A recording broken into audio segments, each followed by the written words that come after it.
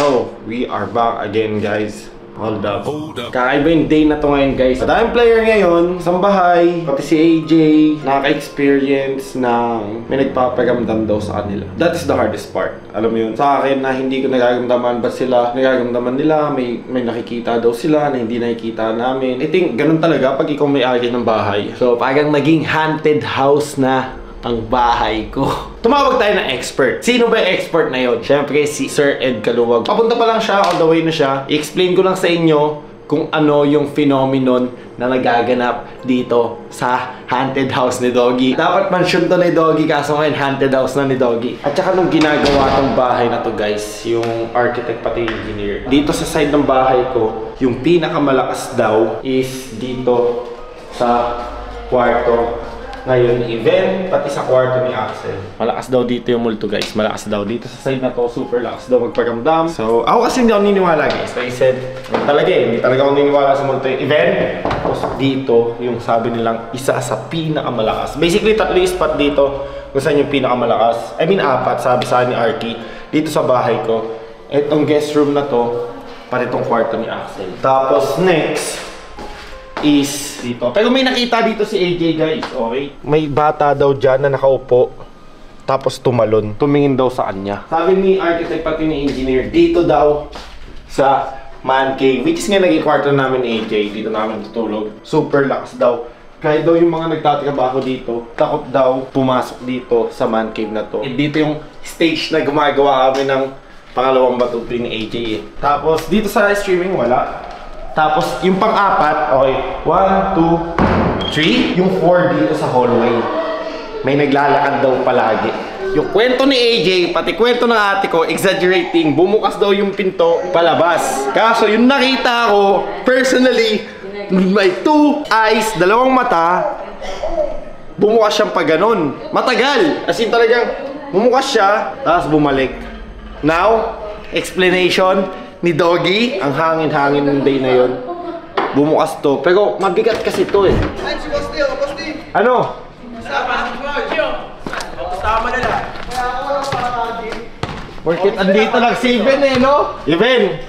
Manood ka daw ng basketball ni Salvic, papakitaan ka daw niya. Oo, basketball show. Sabi niyo, dadakdakan niya daw. May nakakamdaman ba talaga kayong otlum dito sa bootcamp? Meron. Eto si Kian, di ba may third eye ka? Ay, walang tao. May eat, walang uat. May eat, kaso walang oat. So, may third eye pa si Kian. Ikaw, Kim, may nakakamdaman ka ba dyan lately? Yung totoo, maging honest ka. Kasi, alam mo yun, tumawag na ako ng expert. I called the man himself, Sir Ed Caluwag. Sa'yo, ano ang nakakamdaman mo dyan sa bootcamp? Libog.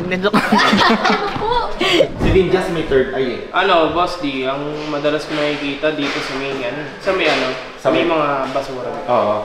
Sa may studio. Eh, sakto, kumuha ako ng pagkain. May parang batang biglang tumatakbo. Madalas ko lang talaga nakikita, Boss D, dito sa may likod. Pero dun sa taas, wala. Sa studio, Boss D. Pero ano lang, Boss D, yun, yung brown out lang. Princess! Sorry, gusto ko malaman, may nagkakamdaman ba kayo ditong multo, entity? Totoo yung honesty ah. Boss, di ako nung first day ko dito. Saan banda? Sa taas. Sa may dalawang CR na magkatapat. Sa ba na studio nga? Streaming studio. Ano yung napansin mo doon? Ano? Nag-open yung faucet. Si Sena, Boss, di kagabi. Si Sena, kagabi lang. May naramdaman kagabi. Nung may magbukas ka sa CR, dito. Tapos biglang nung binuksan niyo, walang tao. Double. Sino ba yun? Si Sena ba yun? Sinabi nila? Kala na si Yuki. Si Yuki, yan. At may tawag doon na tawag. Sinundan niya pa, di ba? Local ganger. Oo. Si Rio, di ba may nasagit yata yung sa sa cellphone? Sinundan niya raw, si Yuki, sinundan niya raw. Pag nag-iwas ako doon, Boss D, sa may yung labas doon, sa may terrace doon. Ayoko na tumingin doon kasi ang dami ko nakikita doon, Boss D. Wala nga nung biro, Boss D, kasi nakakita talaga ako since nung bata pa ako. Ano siya, Boss D? Siya pang jersey na pang basketball. Kago ba may liga?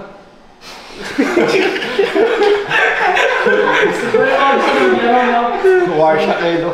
Hindi, pero saan ba? Teka, paita mo sa akin sa banda. Kasi tumawag na ako ng expert eh. Dito, Boss D, the last. Kaso si Eto din, nandito pa si Tori. Pati nung si Chad, RIP Chad. Okay. Yung mga gaming chair dito, Magalaw po. O huwag gumagalaw, bigla daw umiikot. Gumagal ko. Eh dito wala naman ano hangin eh. Bigla daw nakaganyan. Baka sabay tigil. Bilis. Tapos dito. Baba. Saan baba? Saan banda sa baba? Kaya madalas tumatakbo, boss. Kala ko kasi... Dito. Hindi sa baba, naghuhugas ako ng plato. Kala ko si Kuya Umay tinatawag. Kuya Umay, kasi ganun maglaro si Kuya Umay. Wala pa. Ay, wala pa. Walang tsinelas. Ganun tunog. Tinatawag ko, walang sumasagot.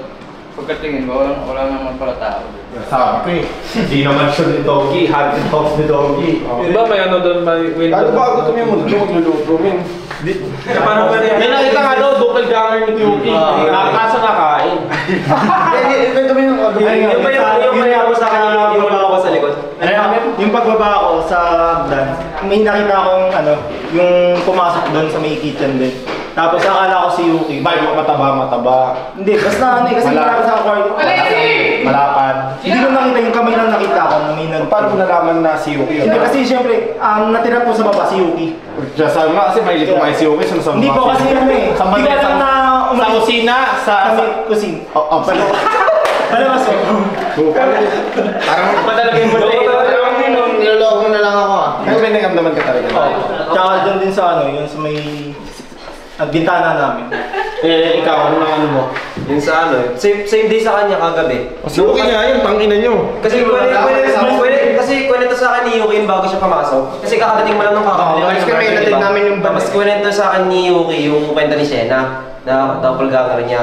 Tapos nung pumasok siya, ako mag-isip doon sa baba, uminom akong tubig. Parang may prangin ka doon. Doon mo lang sa Dami sa Sino yung taas yung kamay? Sino naka-experience na dito ng parang may multo? Presence ng ibang ano? Parang ano? 1, 2, 3, First time ko nga yun. 4, 5, 6. Okay, bukas papadrag test ko kayo ha. So, ayun guys. Makita nyo. Madami silang na-experience dito.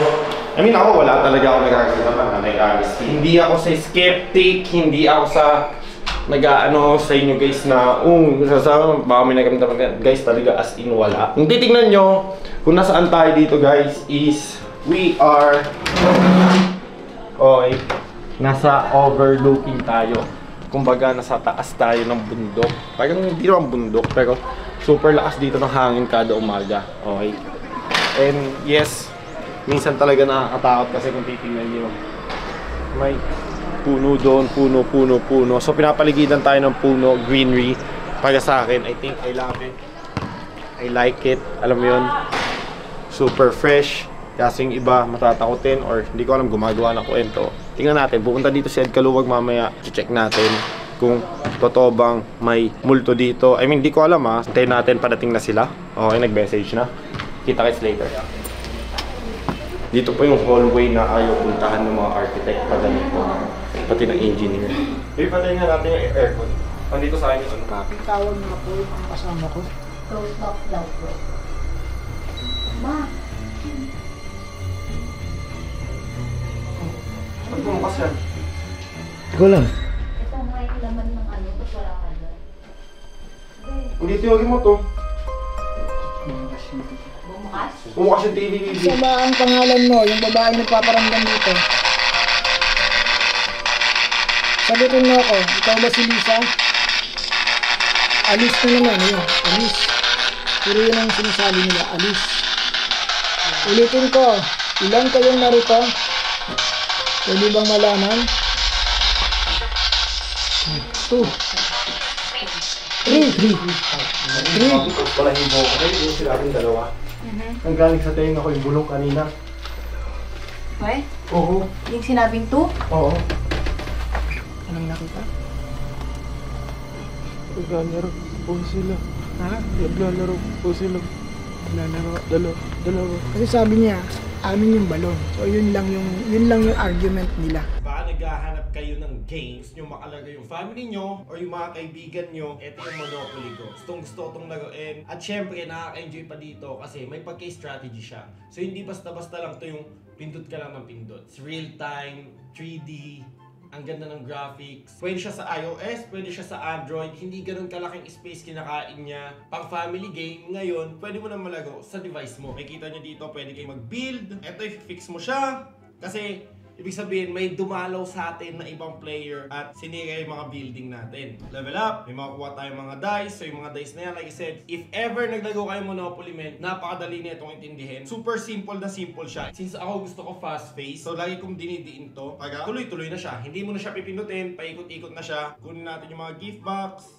Thank you. Collect 15,000 money. Sana may mga PVP tayo dito, guys. Na-try natin pabagsakin ang isang building niya. Tagyan natin wasakin. Sana walang shield. There we go. Kumita tayo ng 3,600. Now, yung money na yan, magbibid ulit tayo dito. London Bridge is fully built and we're done. Tapos na sa London, lilipat na tayo ng mapa. So yun guys, like if you want a casual family game, or sabi natin syempre may pagka-competitiveness, or family game sa bahay nyo, sa household nyo, guys, napakaganda na itong Monopoly Go. Ako, ito talaga yung game na lalagaw pang patulog ngayon. Na-addict ako dito ngayon lately. So kung gusto nyo malaro to guys, i-check nyo yung description sa baba. Available to sa iOS and sa Android. Super casual neto. Pwede ito sa mga bata at pwede din ito sa matatandang katulad ko at katulad nyo, or mga bata katulad ko or katulad nyo. Syempre, like I said, available to sa Android and iOS. Kita-kits. Peace!